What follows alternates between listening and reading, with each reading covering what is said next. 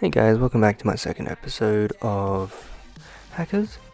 Today I'll just be showing you some new cool stuff. I've unlocked already the shocker and the battering ram for my program, as you can see in the bottom left hand corner. So this game is pretty fun actually. You have this guy who just talks to you, pretends like you're interacting with him, so that's pretty cool.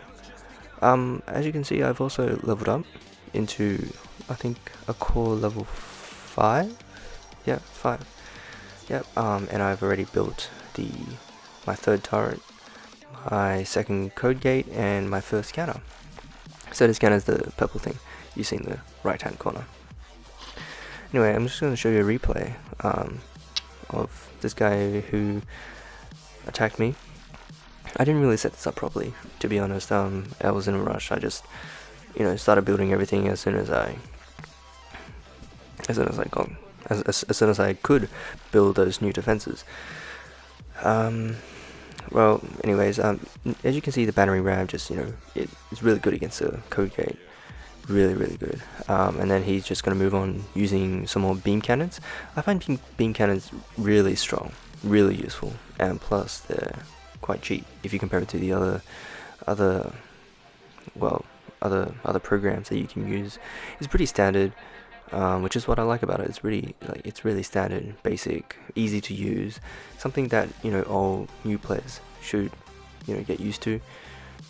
So now the guy's using shurikens, which is really good. I personally don't really like it because it's a bit weak.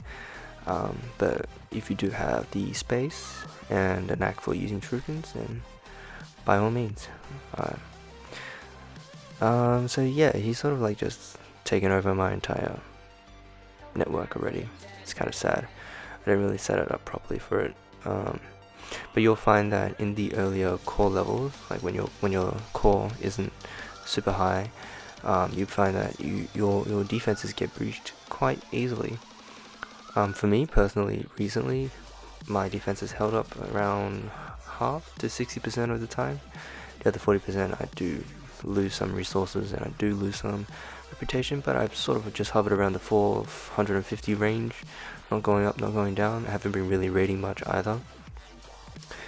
It's a bit like Clash of Clans again.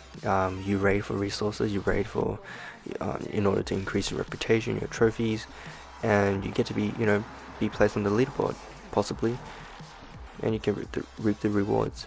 Now, one thing I haven't mentioned, I think, was that if you want cooler background, so right now I have the black one, which is, you can get it once you have 250 rep.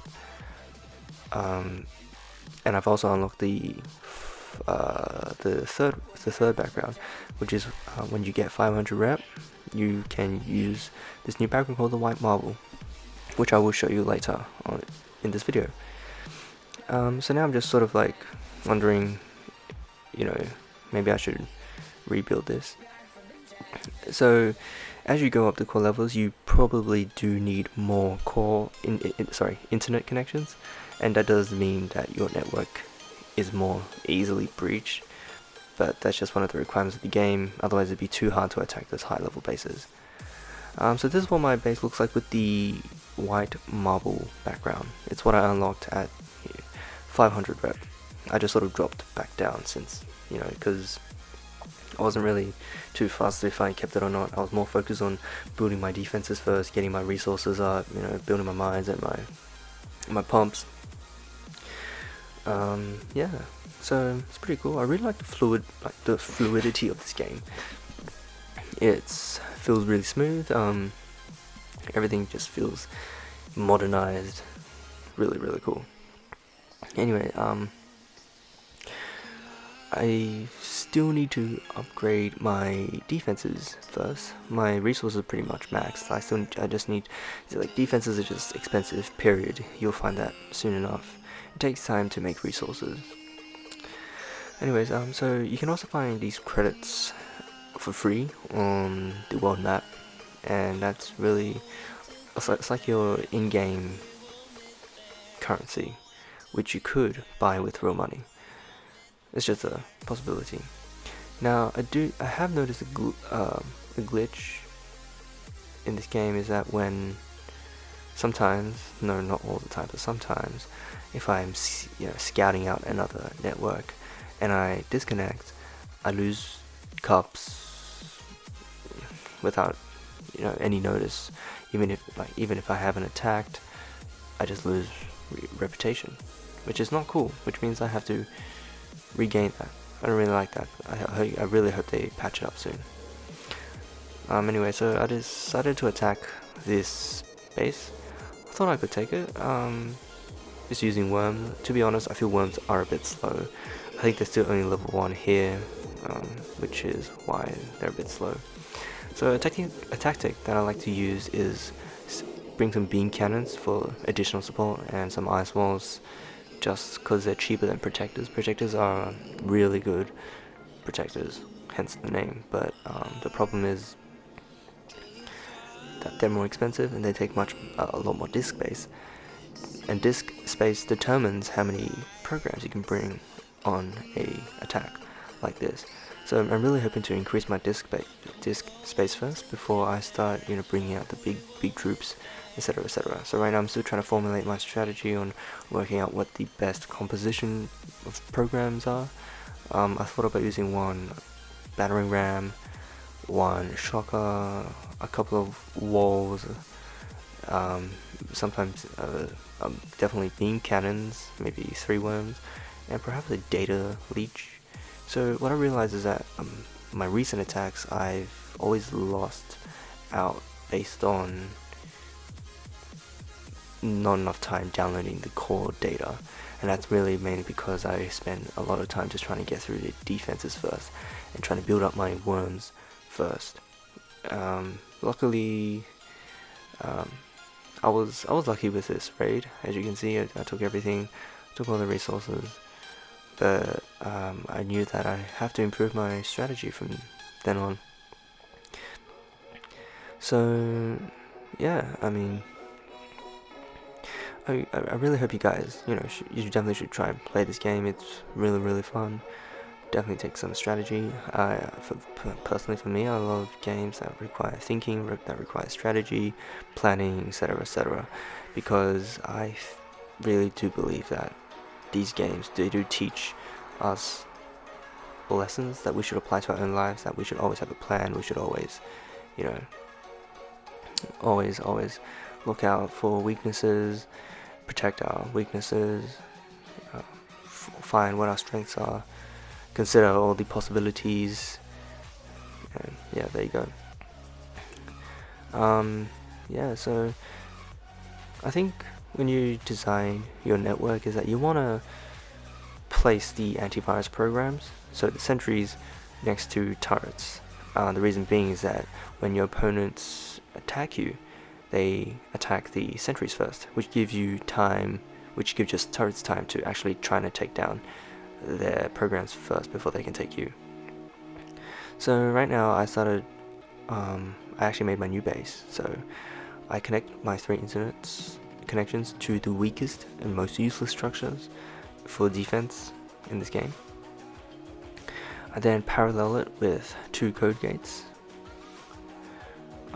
This is just so that I can cover more ground. I'm not going to go for the sort of layered structure anymore, simply because I find it a bit too messy. I think a symmetrical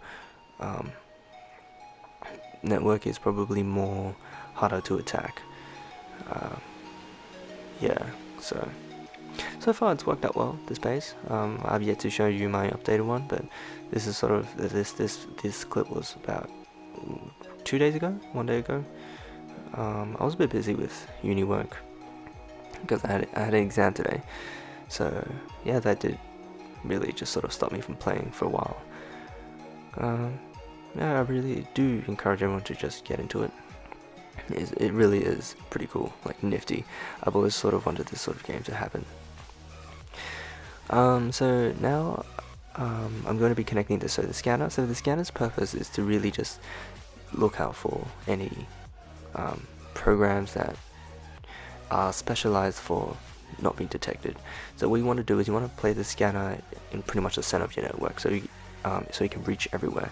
It has a sort of reach of 3 network connections in every with each connection to it. So as you can see, it'll be the scanner going to the turret, to the Bitcoin storage, and then to the Bitcoin mine. So that'll be 3. 1, 2, 3.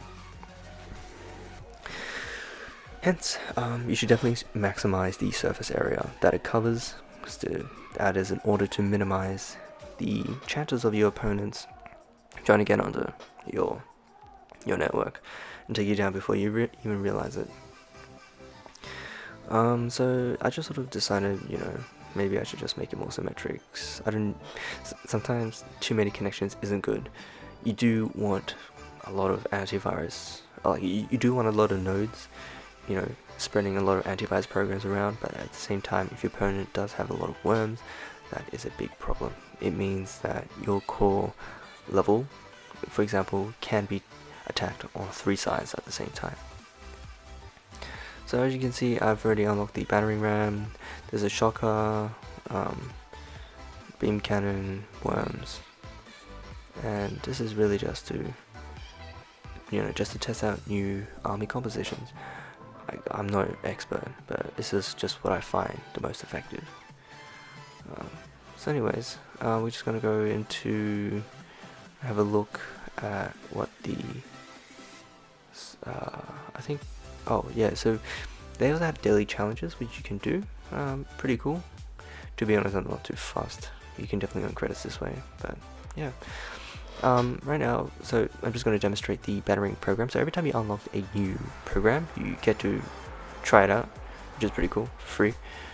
So what I'm going to do is I'm just going to send some battering rams in it, attack from both sides. This is a common strategy. You want to pincer your opponent's base. It really does help. I can't think of a better way to attack. So I'm just going to put in some worms. Probably should have added it earlier, but it doesn't really fuss me. So yeah, I'm really trying to, whenever you attack an opponent, pincer attacks do work, but probably in the beginning levels, you probably just want to stick with the weakest part of the network you can find. Always scout around. Don't try to attack a network that's really strong, or don't try to attack a network from the strongest point. Always look for the weak area. That will ensure that you get the best chance of you reaching the core. So always make sure that you can reach your core. Sometimes it's probably more wise to attack the core itself before you attack the defenses first. You can deal with that later. All you have to do is really just go for the core, go for the resources, and then you're out, basically. Yeah, so the purpose of this one is to really, of this sort of training program, is to practice your sort of attacking the core. I think ice walls are a must in these, in your later attacks. They're pretty much essential. If you don't want your nodes being taken out so easily, you do need walls or protectors, to say the least. What you'll notice is that the evolver, so the evolver is like your laboratory for upgrading your programs. The evolver, the compiler, and the database are probably the weakest structures. What I mean is that these structures have the lowest firewalls out of all your buildings. So you really just, you want to sort of just leave them out, bait your opponent into thinking that's probably weak, and just try to give your sentries as much time as possible to spread the antivirus program. What you'll also notice is that the code gates also have this sort of regenerative aspect to it. They're really tough to take down if you don't use a battering ram or a shocker. A lot of my attackers who try to attack me via using beam cannons or just worms, just by attacking my level 2 code gate, they never really got anywhere. It's just too damn hard. The worms don't have enough firepower to actually break through. So you can see I'm using some data leeches here. They really speed up the download program, and I highly recommended it if you feel like you're not getting enough time to download it, or you're taking too much time attacking the defenses. And that's it. Thank you for watching. Hope you subscribe, like, bye.